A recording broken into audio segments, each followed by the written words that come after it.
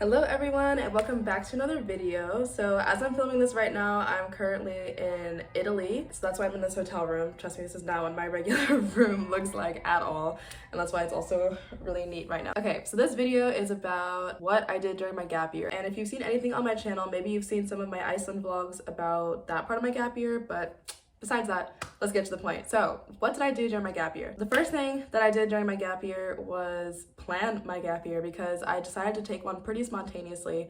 And the main reason that I decided to take a gap year, or the thing that pushed me to take a gap year, was one of my friends, shout out to my friend Sven.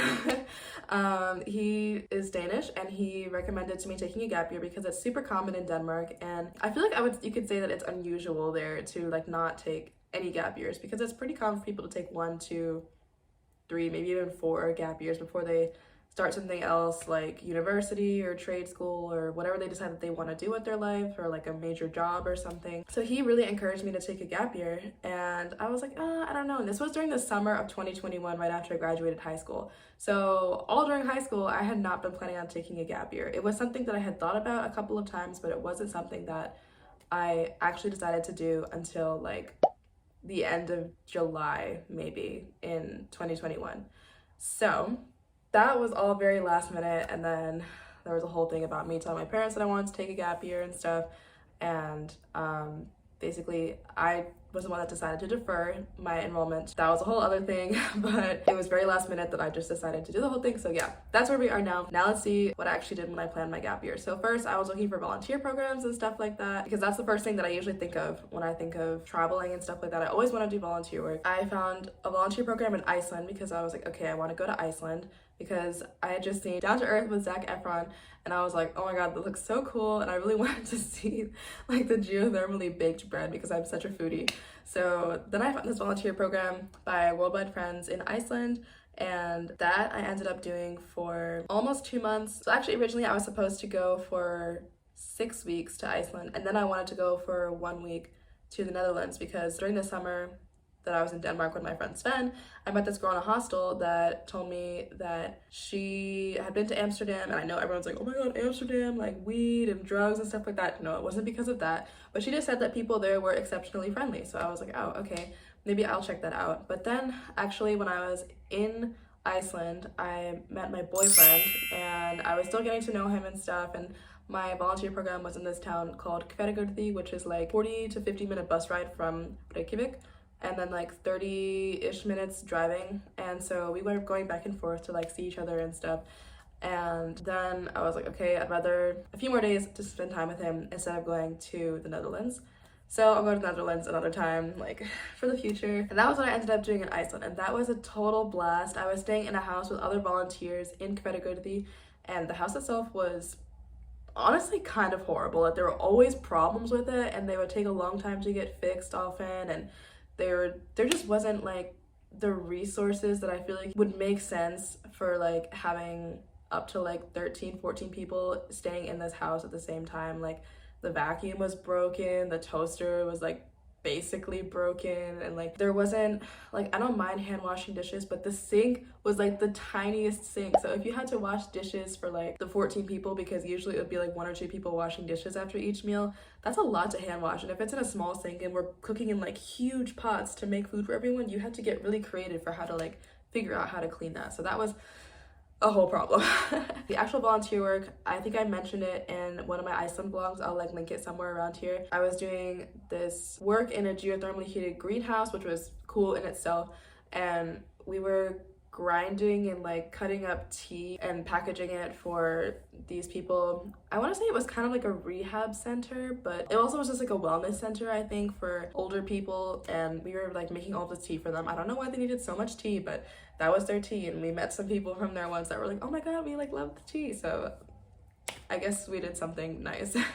And we also were like harvesting tomatoes. I think they might have had some other crops, but they just weren't around during that time of the year. So during that time I also had a decent amount of free time to go on my own adventures, like on the weekends, and if we ended early for the day or something. So I did like hiking in the mountains nearby. Hveragerði is also known for being like a pretty geothermally active area. I mean, like Iceland as a whole is geothermally active, but Hvergirdi is really where there are like a lot of like mud pots, hot springs, like there's just steam coming up out of the ground like all over the place, and you can see it from like anywhere in the town. I feel like there's always some little like there's always something coming up from the ground, I feel like there. And that was a really cool experience. Okay, I don't know if you guys can see this, but like right through there are like these gusts of steam that I'm seeing. Okay, yeah, now do you see what I mean? Like right back there was like a gust of steam. I don't know what that is over there. We also like the Golden Circle tour. I went to Reykjavik many times, so that was really nice. And we did 2 road trips where we took like 1 or 2 days off from volunteering. So I went with other volunteers who I made really good friends with as well. That was amazing, being friends with people and living in the same house together for a long time. But we took 2 road trips, one around like the north and then one around the south coast. So I still haven't seen the east coast or anything in the middle, but I think, or well, I have technically, but that's another story. So I would like to see more of that at some point, but that was still really, really nice, and I'm so grateful for that experience. And I'm really glad now that like I can go back. I don't know if you could hear that, but that was like a boat honking in the video. So after Iceland, I came home for the holidays, like Thanksgiving, for Christmas, and then I went back to Iceland for a little bit to visit my boyfriend for maybe like 10-ish days. And then after that, I went to Højskole, which in English is a folk high school. That is difficult to explain what it is, especially to like anyone who doesn't live in Denmark or at least like in Scandinavia. But Højskole is...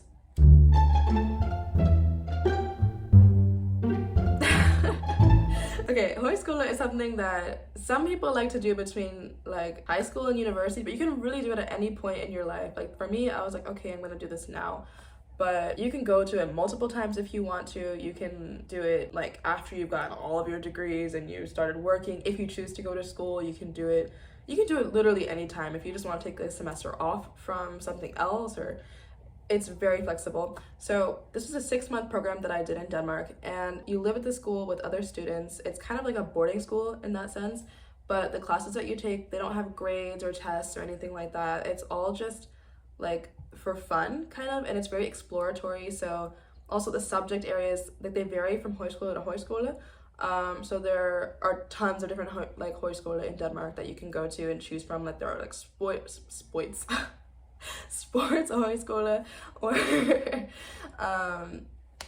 like music or Højskole or something like that. So this one that I was at, it was called Højskole, which I know probably doesn't sound like words to most people. It was in Brandrup on the island of Denmark called Fyn. It was geared kind of towards like sustainability. The class that I took that was like my main class was called Tiny House. So it was just literally building tiny houses. So it was very hands-on. But then there were other classes like textile redesign, which is about like upcycling materials to make new things. They also had art classes. They had music class. That was really fun. I did that as well. They had a Danish class the second quarter, which was nice because I wanted to improve my Danish. They had like a Nordic outdoor class that I took my first quarter there. That was really cool. It was about like survival skills outside.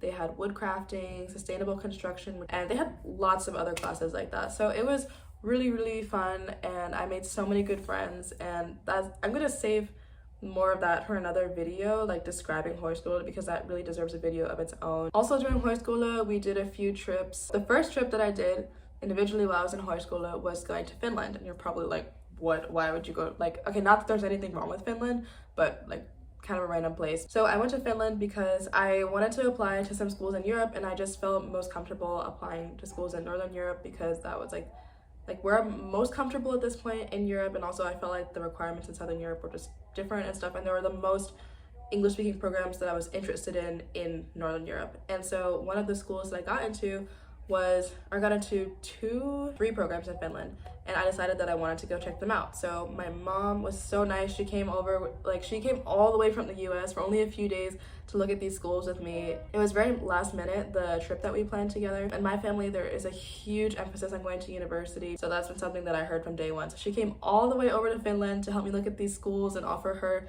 second opinion and stuff for what might be useful during the programs, and also just like what kinds of questions I should ask. I met up with some tour guides and stuff from the school that were like representatives for the majors that I had applied to. She came up with some extra questions to ask them and stuff like that. So it was really nice.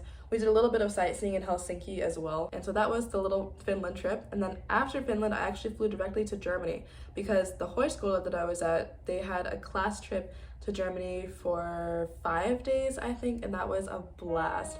So I was straight from Finland to Germany in Berlin, and we had 5 days there with my friends and everything, and we like went out, we went and did sightseeing and stuff like that, so it was really great. And then after that, went back to Højskole, and then after Højskole, I really miss Højskole, honestly, and all the people from there.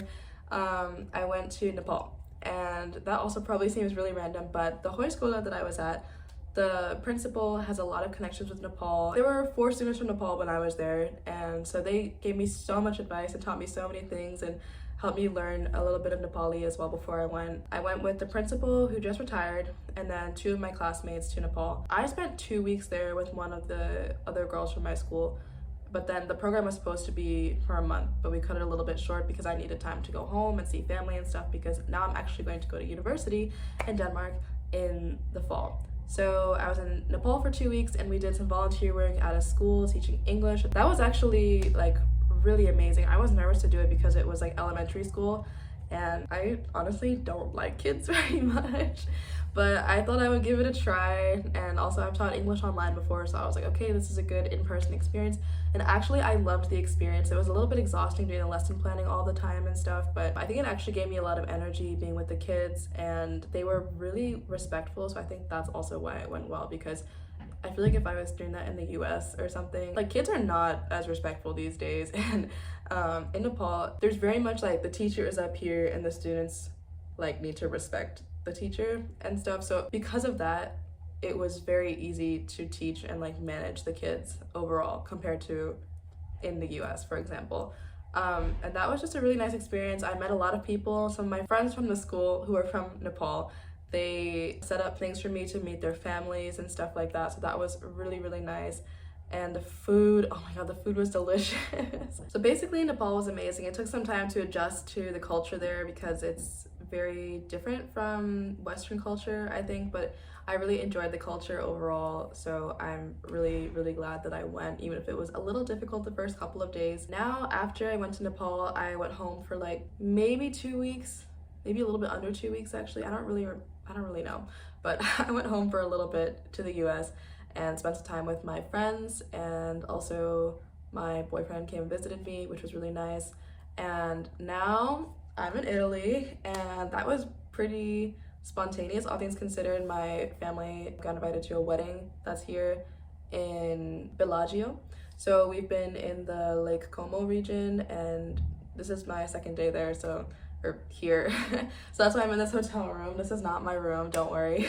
It would not be this clean otherwise, but that's what I'm doing right now. And then after this, I was supposed to go to Portugal from here with my parents, but then my mom suggested me going to Iceland instead to visit my boyfriend. So that's what's happening instead. And then from there, I'm going to Denmark to move in and get ready to start university there, because that's where I'm actually going to be going to school. So that's what I did in my gap year. If you have any questions, please drop a comment. I'm also going to be doing more videos on like how to plan a gap year, why you should consider taking a gap year, what I got out of my gap year and stuff like that. And there's a lot that I'm planning on doing with that, I think, because it was such a positive experience for me and really influential, and I feel like I've changed a lot as a person. Maybe you can even see it a little bit, like my demeanor now versus when I first started my YouTube channel if you look at my old videos. But I feel like I've changed a lot because of my gap year. Thank you so much for watching this video. If you liked it, then please give it a thumbs up. And also if you want to see more of my content, then please feel free to subscribe.